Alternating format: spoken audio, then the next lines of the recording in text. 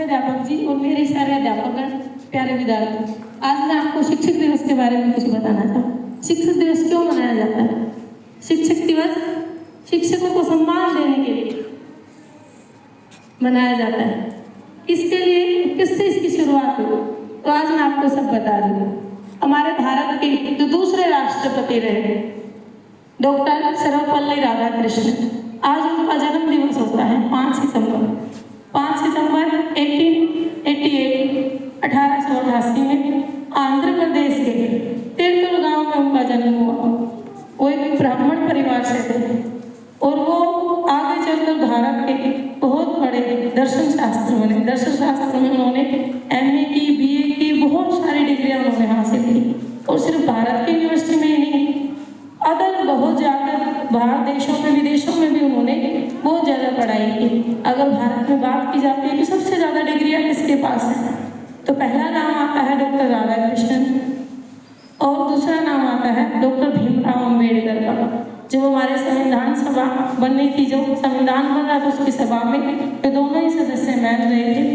Doctor Radhakrishnan Sarvepalli ने दर्शन शास्त्र में MA की है। वो काफ़ी कॉलेजों में प्रोफेसर रह चुके हैं और उनके जीवन के बारे में बात करें तो वो हमारे भारत के दूसरे प्रधानमंत्री राष्ट्रपति रहे। पहला जब हमारा आज़ाद होने के बाद हमारा जब पहले इलेक्शन हुए तो उन्होंने पहले उपराष्ट्रपति बने वो और दूसरी बार वो राष्ट्रपति बने। और वो एक बहुत अच्छे अध्यापक भी थे। इतने अच्छे अध्यापक भी थे कि उनके स्टूडेंट्स और उनके साथ रहने वाले उनसे बहुत प्रेम करते थे।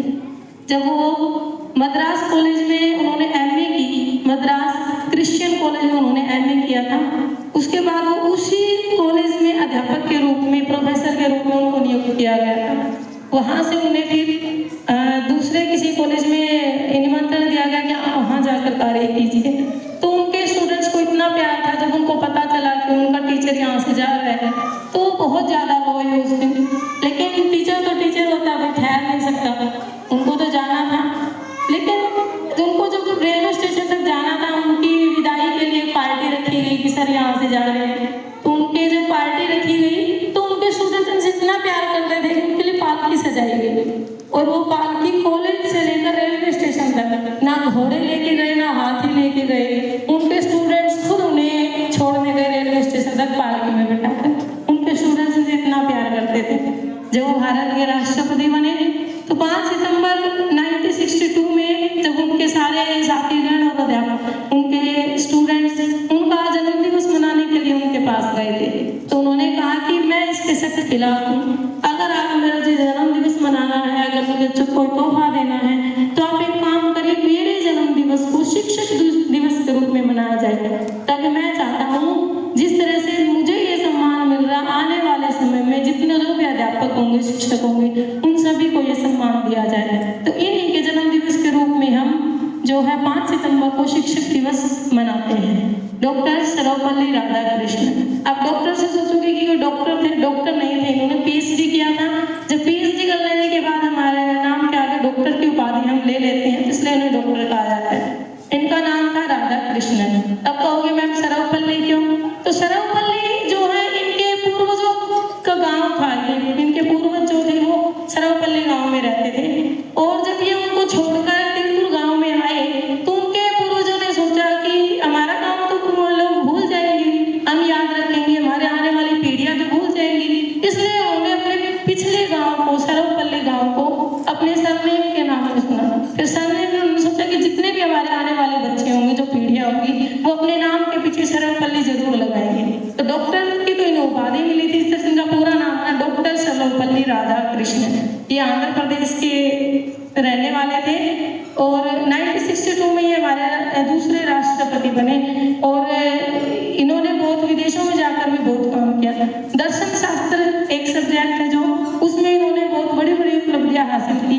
कितनी बड़ी उपलब्धियां हासिल की, एक बार विदेश में कोई सभा होने वाली थी, वहाँ सिर्फ दर्शन शास्त्री को बुलाया गया था पूरी दुनिया के, और वहाँ इनको भी बुलाया गया था।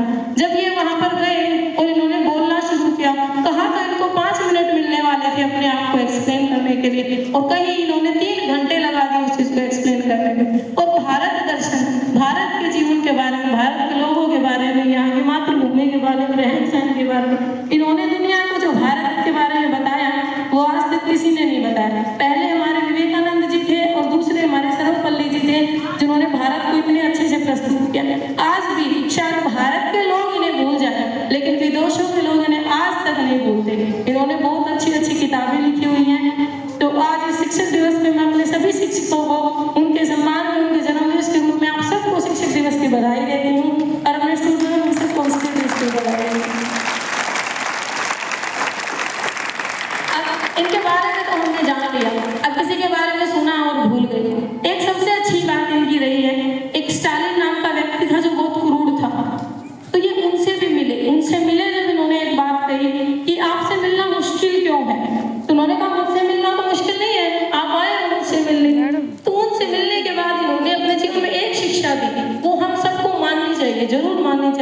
चाहे छोटा बड़ा कोई भी है। इन्होंने कहा अगर आपके विचार महत्वपूर्ण हैं तो सामने वाले के विचार भी महत्वपूर्ण होते हैं।